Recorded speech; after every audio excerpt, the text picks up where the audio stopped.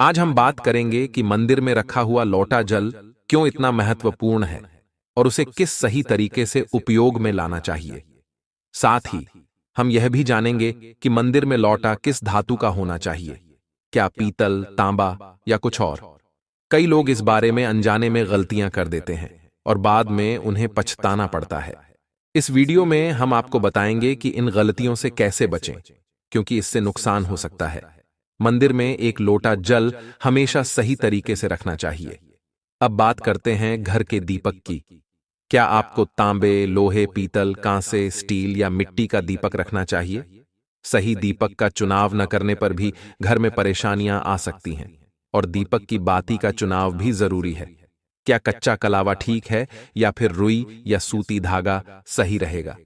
इन छोटी छोटी बातों की अनदेखी से पितृदोष, शनिदोष, काल सर्प दोष या गरीबी जैसी समस्याएं हो सकती हैं। दोस्तों, यदि आप इस वीडियो को बीच में छोड़ने का सोच रहे हैं तो आप अभी छोड़ सकते हैं, लेकिन कृपया ध्यान रखें, अगर आप लक्ष्मी माता का अपमान करते हैं तो यह आपके लिए शुभ नहीं रहेगा।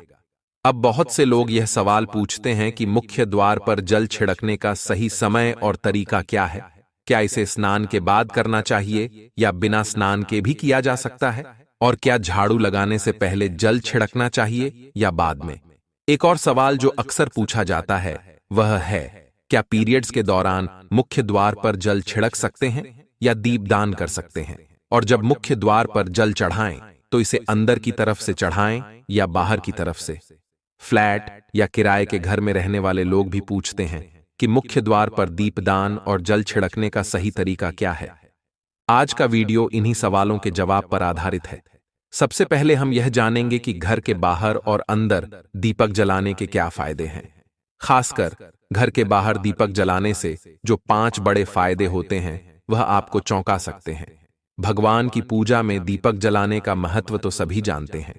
हिंदू धर्म में देसी घी या सरसों के तेल का दीपक जलाना बेहद शुभ माना जाता है तथा तिल के तेल का दीपक भी जलाया जाता है। लेकिन भगवान के सामने दीप जलाना केवल पूजा का एक तरीका नहीं है, बल्कि घर के अंदर और बाहर दीप जलाने से कई लाभ मिलते हैं। दीपक जलाने से न केवल सकारात्मक ऊर्जा उत्पन्न होती है, बल्कि 5 बड़े फायदे भी मिलते हैं। तो आइए जानते हैं। नंबर 1, पृथ्वी से अंधकार दूर होता है। घर में दीपक जलाने से न केवल घर का अंधकार दूर होता है, बल्कि यह नकारात्मक ऊर्जा को भी घर से बाहर कर देता है। जहां दीपक जलता है वहां सकारात्मक ऊर्जा का वास होता है। स्वाभाविक है कि जहां सकारात्मक ऊर्जा होगी वहां भगवान का भी वास होगा। इसलिए शाम होने से पहले दीपक जलाना शुभ माना जाता है। तेल से जलने वाले दीपक का असर उसके बुझने के बाद भी आधे घंटे तक बना रहता है, जबकि शुद्ध देसी घी का दीपक वातावरण को करीब 4 घंटे तक सकारात्मक रखता है। नंबर 2, दीपक जलाने का वैज्ञानिक लाभ। जब घर में शुद्ध घी या सरसों के तेल का दीपक जलता है तो उसके धुएं से घर के माहौल में सात्विकता आती है। यह धुआं हानिकारक कणों को नष्ट करता है और वातावरण को शुद्ध बनाता है। नंबर 3, सुख समृद्धि का वास। जिस घर में भगवान के सामने दीप जलाया जाता है वहां माता लक्ष्मी की कृपा बनी रहती है। ऐसे घर में सुख समृद्धि का वास होता है। दीपक को पूर्व दिशा में रखने से व्यक्ति दीर्घायु होता है और उत्तर दिशा में रखने से धन संपन्नता बढ़ती है। दीपक न केवल घर के अंधकार को दूर करता है, बल्कि हमारे जीवन को भी प्रकाश की ओर ले जाता है। नंबर 4, बीमारियों को दूर भगाने में मदद। घर में दीपक जलाने से बीमारियां आसपास नहीं भटकती। परिवार के सभी सदस्यों को स्वास्थ्य लाभ मिलता है। खासकर अगर दीपक के साथ एक लौंग भी जला दी जाए तो इसका असर 2 गुना हो जाता है। यह त्वचा संबंधी बीमारियों को दूर करने में मदद करता है। नंबर 5, शुभ शक्तियों को आकर्षित करना। सनातन धर्म के अनुसार जिस घर में सुबह शाम दीप जलाया जाता है वहां कभी अंधकार नहीं होता। ऐसा घर शुभ शक्तियों को आकर्षित करता है। जलता हुआ दीपक शुभ शक्तियों को चुंबक की तरह खींचता है, जो घर के लिए अत्यंत लाभकारी होता है। तो दोस्तों, अब जानते हैं कि मुख्य द्वार पर जल छिड़कने का सही समय और विधि क्या है। अगर आप मुख्य द्वार पर जल चढ़ाते हैं तो आपको यह ध्यान रखना है कि जल को रात में सोने से पहले एक पात्र में भरकर रखना चाहिए। आप कोई भी पात्र ले सकते हैं, जैसे तांबे, पीतल, स्टील या चांदी का। यदि गंगा जल उपलब्ध हो तो उसे थोड़ी मात्रा में डालें और फिर शुद्ध जल से पात्र भर दें। अगर गंगा जल नहीं है तो केवल शुद्ध जल भी पर्याप्त है। इस जल से भरे पात्र को अपने घर की रसोई में रख दीजिए। सुबह उठकर इस जल का छिड़काव अपने घर के मुख्य द्वार पर करें। मुख्य द्वार पर सुबह सबसे पहले छिड़का गया जल घर की सभी समस्याओं को दूर करता है। यदि आप नकारात्मक ऊर्जा, मानसिक परेशानी, आर्थिक तंगी या वास्तु दोष से परेशान हैं, तो यह उपाय आपकी मदद करेगा। रसोई में रखा जल मुख्य द्वार पर छिड़कने से आपके घर की परेशानियां समाप्त हो सकती हैं। यह उपाय न केवल वास्तु दोष और पितृदोष को समाप्त करता है, बल्कि तंत्र मंत्र या बुरी नजर के प्रभाव को भी खत्म करने में सहायक है। इस उपाय को नियमित करने से घर में सुख समृद्धि बनी रहती है और बीमारियों से भी मुक्ति मिलती है। आपको यह जल सूर्योदय से पहले मुख्य द्वार पर छिड़कना चाहिए। अगर सूर्योदय के बाद आप मुख्य द्वार को अन्य जल से धोना चाहें तो यह कोई समस्या नहीं है, लेकिन यह विशेष जल सूर्योदय से पहले ही छिड़क दिया जाना चाहिए। अब कई लोग पूछते हैं कि क्या यह जल छिड़कने से पहले स्नान करना जरूरी है या बिना स्नान किए भी इसे किया जा सकता है। देखिए, जो जल हम सुबह मुख्य द्वार पर छिड़कते हैं वह एक महत्वपूर्ण उपाय है। इसे स्नान करने के बाद करना आवश्यक नहीं है। सुबह जल्दी उठें, सबसे पहले रसोई में जाएं और पहले से रखे जल को लेकर मुख्य द्वार पर जाएं। मुख्य द्वार खोलें और इस जल का छिड़काव करें। जल छिड़कते समय अपने पितरों और मां लक्ष्मी का ध्यान जरूर करें। ऐसा कहा जाता है कि सुबह सुबह मां लक्ष्मी हर घर के द्वार पर आती हैं। जिन घरों के द्वार खुले होते हैं और जहां जल का छिड़काव किया गया होता है, वहां मां लक्ष्मी प्रवेश करती हैं। जल छिड़कते समय अपने मन में मां लक्ष्मी से प्रार्थना करें, हे मां लक्ष्मी, कृपया मेरे घर में प्रवेश करें, मैं आपका स्वागत करने के लिए तैयार हूं। इसके बाद पितरों का ध्यान करें, क्योंकि घर की दहलीज को पितरों का वास स्थान माना जाता है। जब आप दहलीज पर जल छिड़कते हैं तो पितर प्रसन्न होते हैं और उनका आशीर्वाद आपको मिलता है। स्नान करने की आवश्यकता नहीं है, आप बिना स्नान किए भी यह कार्य कर सकते हैं। अब आपके अगले प्रश्न की बात करें, क्या जल का छिड़काव झाड़ू लगाने के बाद करना चाहिए या पहले?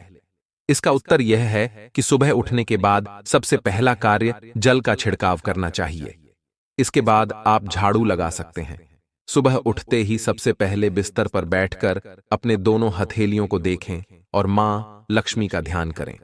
यदि चाहें तो निम्न मंत्र का उच्चारण कर सकते हैं, कराग्रे वस्ते लक्ष्मीयः कर मध्य सरस्वती, कर मूले तु ब्रह्मा, प्रभाते कर दर्शनम।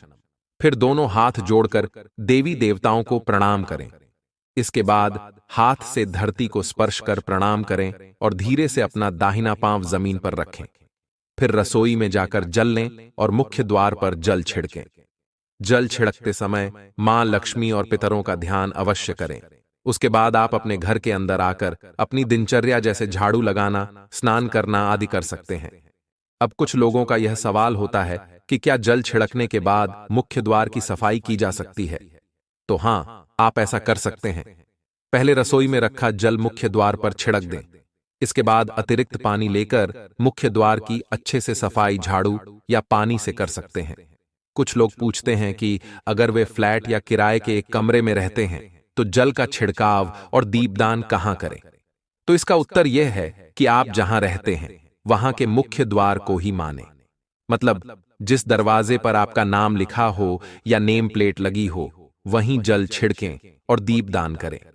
अगर आपके पास एक ही कमरा है तो कमरे के दरवाजे को मुख्य द्वार माने और वहीं पर यह उपाय करें।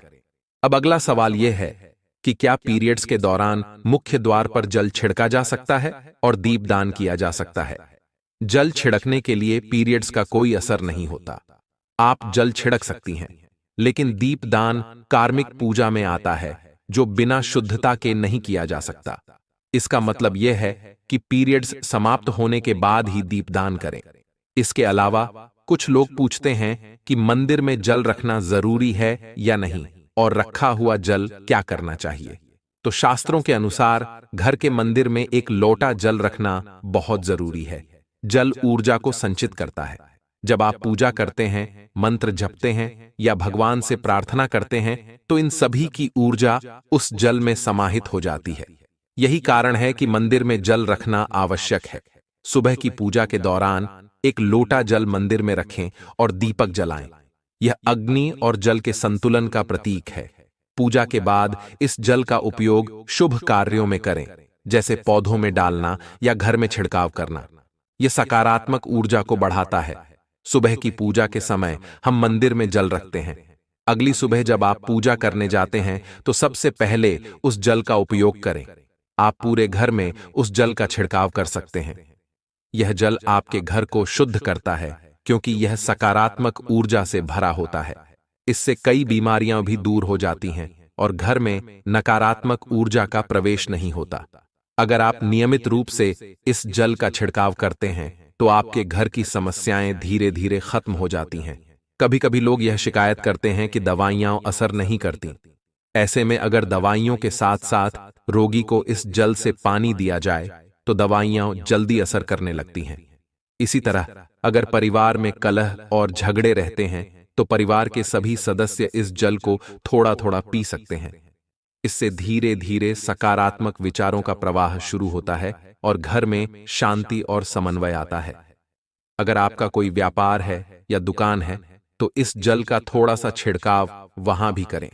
यह आपके व्यापार को सफल बनाता है और किसी भी तरह की परेशानी से बचाता है, क्योंकि यह जल बेहद सकारात्मक ऊर्जा से भरा होता है। अब बात करते हैं कि मंदिर में जल क्यों रखा जाता है। जल को अमृत माना जाता है और यह देवी देवताओं के लिए विशेष महत्व रखता है। मंदिर में एक लोटा जल रखना उतना ही आवश्यक है जितना कि आप रोजाना भोजन करते हैं।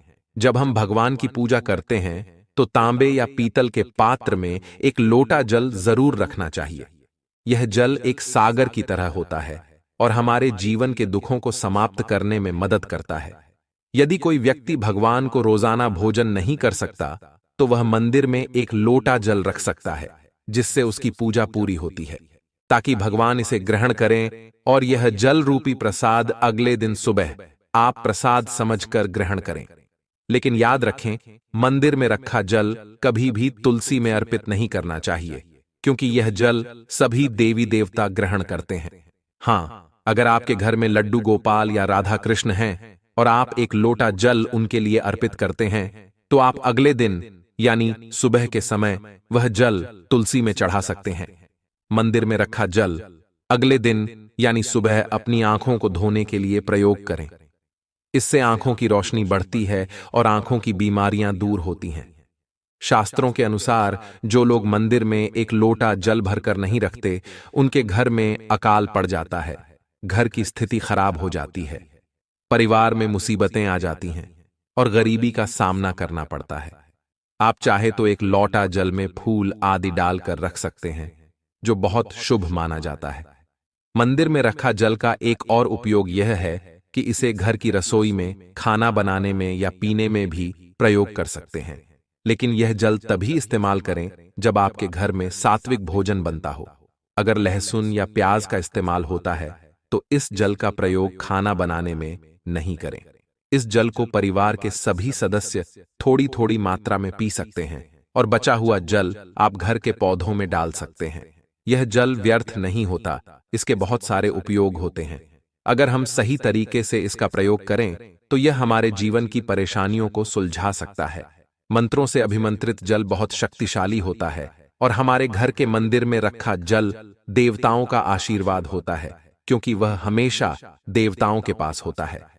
इस जल में सभी सकारात्मक शक्तियां समाहित होती हैं और अगर हम इसका सही प्रयोग करें तो यह हमारे जीवन में सकारात्मक परिवर्तन ला सकता है। मतलब आप जल को पीने, खाना बनाने, घर में छिड़काव करने में इस्तेमाल करते हैं तो इससे हमारी समस्याओं का समाधान होता है। और अगर कोई भी कार्य नियमित तौर पर किया जाता है तो हमें उसका लाभ जरूर मिलता है।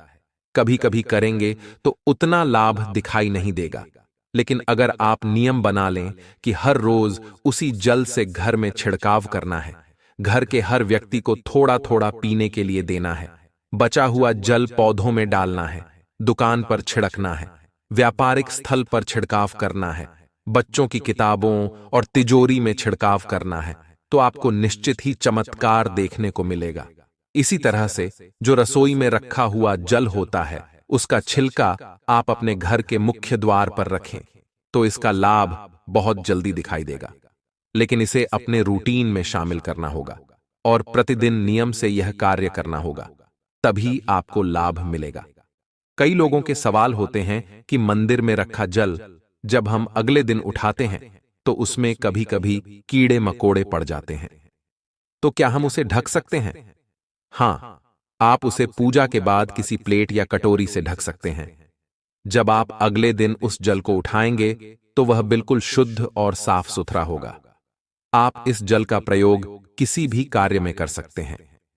जब भी आप घर के मुख्य द्वार पर जल छिड़काव करें तो गणेश जी का मंत्र ओम गणपतये नमः जरूर बोलें। और जो हमने आपको वीडियो में बताया है उसे ध्यान से समझकर अपने घर के मुख्य द्वार पर जल का छिड़काव करें। अब जानते हैं कि दीपक किस पदार्थ का होना चाहिए, लोहे का, तांबे का, पीतल का, कांसे का, स्टील का या मिट्टी का। आखिर घर में कौन सा दीपक रखना शुभ माना जाता है?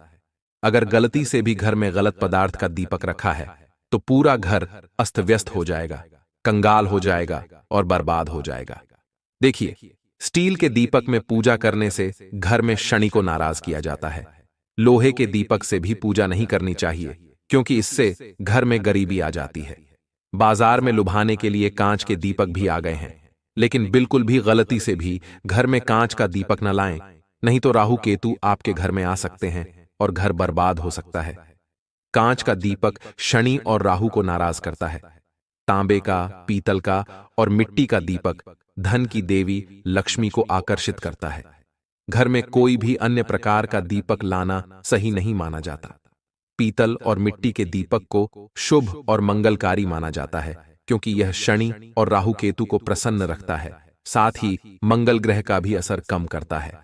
कच्चा कलवा और रुई से जलने वाला दीपक सर्वोत्तम होता है।